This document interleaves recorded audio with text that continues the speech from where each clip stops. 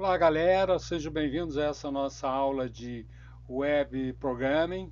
E nesta aula nós vamos falar sobre editores, ambientes de desenvolvimento e introduzir o HTML5. Para escrever o código, nós vamos precisar de um editor que não bote marcas especiais de paginação. Por exemplo, o Word, ele coloca vários símbolos da sua própria formatação. Nós precisamos de um editor que não tenha nenhum caractere de controle. E vocês têm um disponível que é o bloco de notas. Então eu estou mostrando aqui na transparência o bloco de notas. Após nós escrevermos o nosso código de HTML5, nós precisamos salvar o arquivo. Então tem aí o salvar como, que está mostrado aí pela primeira seta. É importante a gente salvar com a extensão HTML. E o editor, se vocês não tomarem cuidado, ele vai gravar isso como texto, o bloco de notas. Então nós temos que vir aqui, né, em salvar como e procurar aqui todos os arquivos, ó, todos os arquivos, e clicar em todos os arquivos. Quando eu clico em todos os arquivos, eu posso chegar agora e escrever o nome que eu quero. Aí eu botei aqui o nome do arquivo .html, essa setinha em verde. Com isso, o meu arquivo já está pronto para o HTML. Então eu criei no editor de textos, blocos de notas, o meu arquivo nome.html. Então nesse editor eu tenho que escrever esses comandos que vocês estão vendo aí, né? O exclamação doc type HTML, header, meta, char7, o TUF8, title, head, body. Esse formato é um formato obrigatório do documento HTML. Na realidade, é só onde está aí texto a ser formatado é que eu vou colocar as minhas especificações. Então, criou o arquivo, automaticamente copia isso. O ideal para quem vai fazer várias páginas é já ter um arquivo com essa base. Aí você copia, né, e salva como e bota o nome do outro arquivo que você vai modificar. E assim a gente vai trabalhando. Esses comandos aí são os mínimos obrigatórios para você identificar de forma correta um documento HTML5. Então, pessoal, eu apresentei para vocês para fazerem com blocos de notas, mas existem editores próprios, editores que facilitam o nosso trabalho. Existem IDEs, ou seja, ambientes de desenvolvimento e depuração de software, que permite que a gente possa trabalhar de maneira mais produtiva. Vocês têm aí, por exemplo, o Notepad, que é uma linguagem gratuita e que serve para várias linguagens de programação. C, C++, Java, XML, HTML, PHP. Tem o NetBeans, que foi um dos primeiros ambientes de desenvolvimento integrado, né, que permitia desenvolver principalmente em Java, né, mas também podia suportar outras linguagens. E tem o Visual Studio, que eu recomendo para vocês. É um produto que vocês baixam gratuito da Microsoft e que tem uma comunidade enorme contribuindo para esse ambiente. E ele serve para qualquer linguagem. E se a gente aprende a trabalhar em um ambiente, quando for aprender outra linguagem de programação, trabalha nesse ambiente. Os ambientes do tipo IDEs, que são ambientes de desenvolvimento integrado, eles constituem normalmente de um editor, de um trace, né? E a gente cria um ambiente para execução. Então a gente vai muitas vezes também documentando, né? A gente pode associar com ambientes de documentação em nuvem, o próprio Git. Então a gente vai já trabalhando de maneira profissional. Procurem trabalhar um editor e não ficar usando os editores específicos de cada linguagem, específicos para cada coisa. Para o HTML, vocês vão achar dezenas de editores gratuitos na internet, tá? Mas eu recomendo que vocês trabalhem com Visual Studio.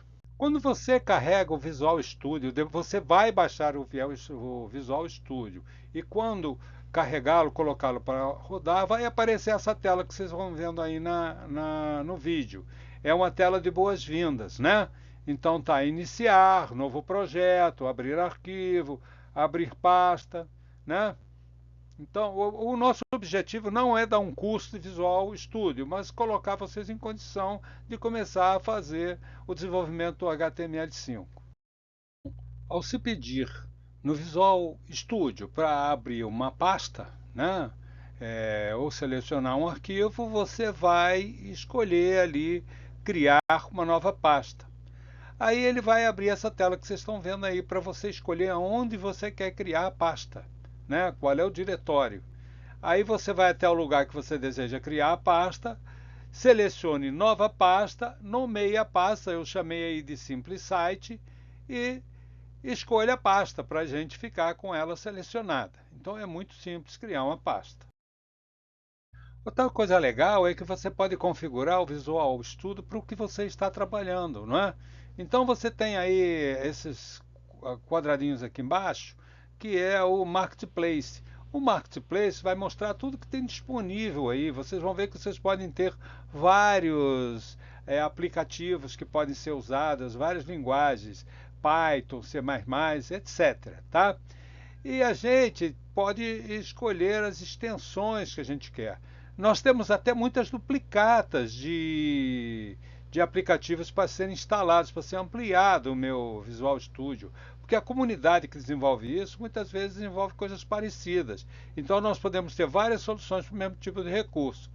Para o desenvolvimento web, o que a gente vai precisar é o Open in Browser, para dizer qual é o browser que eu vou executar, né? Então, dentro da pasta que eu criei, agora eu quero criar os arquivos. Então eu vou lá para abrir, criar arquivo, né? Então eu vou clicar em novo arquivo lá no menu. No caso aí eu criei o index.html como o nome do arquivo principal e salvei. É importante, vocês podem dar qualquer nome para o arquivo de vocês em HTML, tá? Mas quando a gente está fazendo uma página, um site, a primeira página tem que receber esse nome index.html, porque é uma exigência dos softwares que você vai instalar, achar a página index, que é a primeira página do seu site, tá? Aí eu vou criar ainda, criei aqui a pasta, uma pasta para colocar o JavaScript, outra pasta para colocar o CSS e você, o arquivo, desculpa. E vocês podem ainda criar uma pasta para figuras, né? Para figuras, vídeos. Aí o teu site vai ficar todo arrumadinho. Então tá aí a página básica que eu tenho que ter num projeto bem feito, com a documentação bem feita. Quando vocês estão no editor ou IDE, né, que facilita o nosso trabalho, ao você colocar esse abre maior, exclamação doctype HTML, ele automaticamente gera todo esse contexto, todo esse texto que está aí. E deixa o body aqui, tá vendo? Escrever o conteúdo. Observa que eu tenho aqui o header, né? Esse header aqui é o espaço que eu dou dentro do documento, eu dou especificações para o browse e para os mecanismos de busca, não é? Isso aqui não é executado, isso aqui é documentacional. O que é executado, que vou exibir, é o que está dentro do body, né? Então aqui dentro do body eu vou escrever meu conteúdo. Nós vamos preparar mais tarde uma aula só sobre o header, né? É importante a gente saber o que são esses comandos que estão aí. Mas, para se entender direitinho o que se colocou aí, então, na primeira linha, o doctype HTML é uma indicação que o documento é do tipo HTML5. A segunda linha, HTML, é uma tag, que é a raiz do documento, né? E ele fecha lá embaixo com barra HTML, né? A raiz do documento, tá? A terceira linha é o header. O header é a parte que eu inicio a especificação do cabeçalho, a especificação para os browsers, os mecanismos de busca. Eu tenho informações do título, eu tenho informações do autor, tenho informações do tempo que eu quero que esse site seja atualizado. Em suma, são informações por HTTP e informações para o funcionamento do browser. A linha meta char7 UTF-8 refere-se aos caracteres da língua portuguesa, as acentuações do do C cedilha, do tio, né? Então, se você bota que você vai usar o char7 UTF-8, você pode usar os acentos, pode usar tudo normalmente, como se estivesse escrevendo. Se você não colocar isso, você vai ter que ter comandos específicos para colocar acentuação, né? E isso aí a gente usava antigamente no HTML2, HTML3, mas agora ninguém usa mais isso. A gente bota o ETF8 e a partir daí ele trabalha com as acentuações. Aqui está a linha, é uma tag title, fecha title. É o elemento que define o título do documento. O que vocês botarem aí, é esse nomezinho que vai sair na aba, né, na aba do browser, quando você estiver pesquisando. A sexta linha é o header, fecha o header. Nós vamos ver que nós temos muitos outros comandos para colocar dentro do header, né? E aí começa o body. É a tag de elemento do corpo. É aqui que a gente vai colocar o texto, as imagens, os links, as tabelas, os vídeos, etc. E a última linha fecha a tag. Então, esses são os documentos obrigatórios. Se você está no IDE, ele vai te colocar isso automático. Se não está no IDE, está, por exemplo, no bloco de notas, você vai ter que digitar isso. Então, pessoal, uma tag é uma marcação que vai ser aplicada no texto ou em algum desenho, alguma providência que eu quero fazer na apresentação. Então está aqui, início da tag, você vê que está entre o símbolo maior e menor.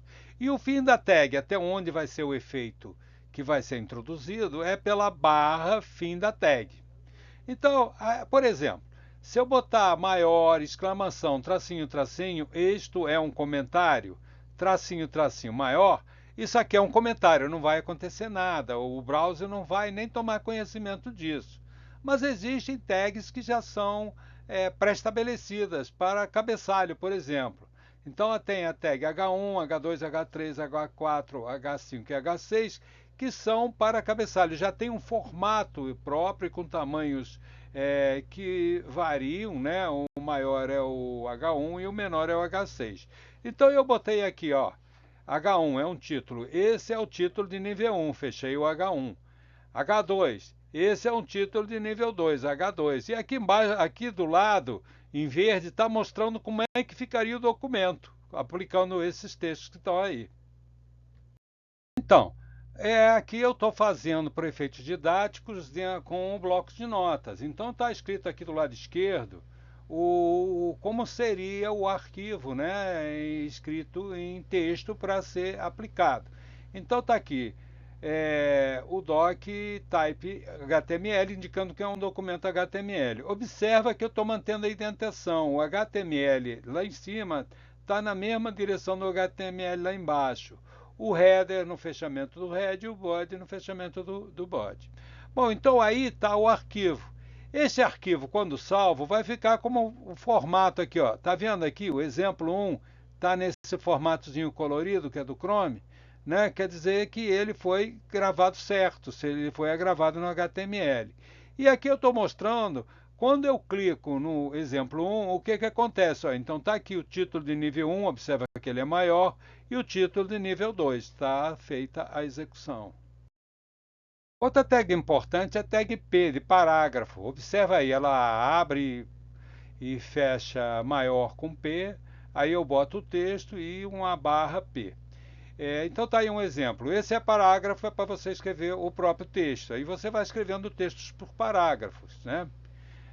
Eu botei outro parágrafo aí. Escreva também esse parágrafo para testar a escolha dos parágrafos. Existe a tag BR. A tag BR é quando eu quero pular de linha. Eu não consigo mexer no formato do P.